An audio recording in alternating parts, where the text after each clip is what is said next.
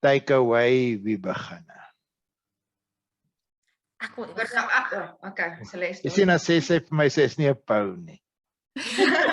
net daar vir jou sê. Ek verstaan nou hoekom ek 'n pou is, né? En dit gaan nie daaroor om te brag nie. Dit gaan daaroor partykeer want ek is soos iemand sien ons eet. Nou laat ek net dit met julle deel. As ons eet in die toneelkamer het en almal wil seconds hê, maar niemand wil gaan nie. Wie moet gaan? Celeste moet gaan. Seconds kry. Dan sê almal gaan. So partykeer is dit okay om dit gaan nie oor dat jy brag of iets, dis net hulle het so iemand nodig om partykeer voortou te neem. So dit is eintlik 'n goeie kwaliteit in as 'n mens dit raak in Beate.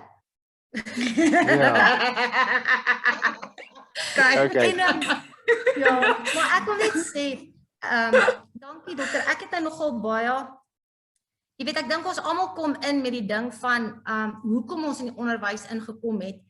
En hierdie deel van die DNA Blessing Code wil ek regtig baie dankie sê, want dit is vir my baie belangrik om net weer te besef hoe ernstig ons werk eintlik is. Jy weet, dit is heilige grond. Dit is ander mense se kinders met wie ons werk. En vir my gaan dit ook net daaroor, jy weet, ek sien ook in my klas nogal, ek het 2 ouelike kinders in my klas wat as ons buite toe moet gaan, as ons die klasse saniteer, dan het ons al 'n ding so gewees, dis my 2 duiwe in my klas, en hulle is die leiers.